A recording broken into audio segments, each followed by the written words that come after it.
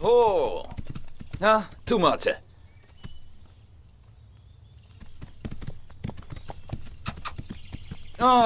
Si ty chuderka. Čo si to dovoluješ, grobian? To vravím kobyle.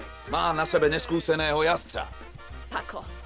A na čo ti je to, čo držíš v druhej ruke? Myslíte to? Toto sa volá bič. A používa sa pri koňoch, ak chcete začať klusať. Skúsite ho? Nie, ani nápad. Čo si vlastne myslíš? Neviem ani kráčať, ty somár. Veríte, že by som vám ho dal? Ak máte koňa pod kontrolou, nepotrebujete ho. Tak teda čo? Ideme? Nie, počkaj. Dobre. Keď predsa mám trochu strach. Zo mňa? Zbláznil si sa z tej kobily. Zabudol si, za čo ťa vlastne platím, záhradník? Naučíš ma jazdiť, či nie? A už ste pripravená? Áno. Áno, určite? Áno, som. Naozaj? Áno. Tak sa dobre držte. Dobre. Naozaj dobre. Dobre.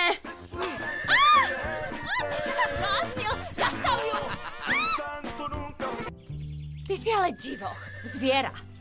Tým bičom by bolo treba skročiť skôr teba, rozumieš? Svinia. Nehnevajte sa, seňorita. Bol to iba vtip. Myslel som si, že máte rada rýchlu jazdu. Nie je na tom predsa nič ťažké. Ale ja už nechcem jazdiť. Držte sa. Daj ma dole, som celá špinavá. No tak, kam ideš? Rozkaz, seňorita. Stoj. Poďte. Opatrne. Pomaly, inak spadnem. Poďte. Nechytaj ma za pás. Kde vás mám chytiť? Pomaly, tak.